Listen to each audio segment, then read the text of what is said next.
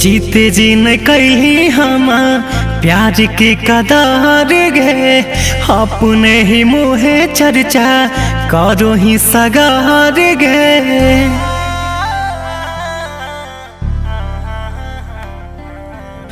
जीते जी न कही हम प्यार के कदार गे, अपने ही मुहे चर्चा करो ही सगार गे।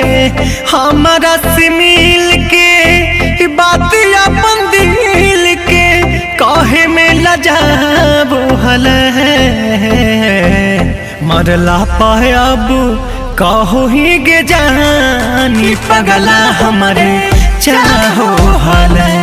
मरला पायब कहो ही गे जानी पगला हमारे चाहो हल।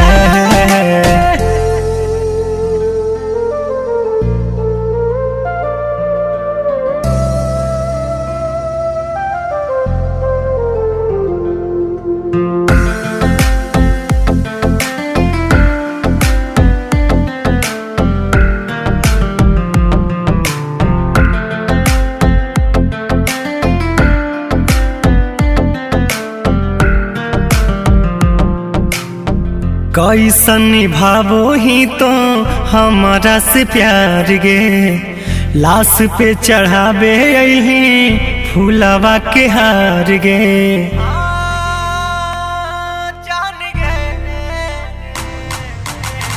कैसन निभावो ही तो हमारा से प्यार गे, लाश पर चढ़ावे यही फूलवा के हार गे। देखो हल रूप के रोज छुप छुप के मिले खातिर आबो हल। मरला पायब कहो ही गे जानी पगला हमारे चाहो हल।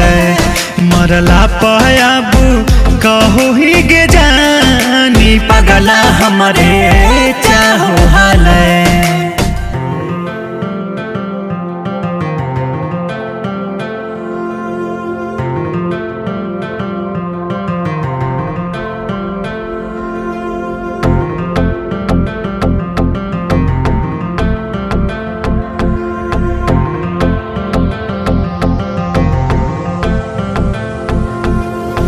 चेतने बहाबो ही आँखिया से नीर गे, ओ तने बढ़ो है हमार कर जावा के पीर गे।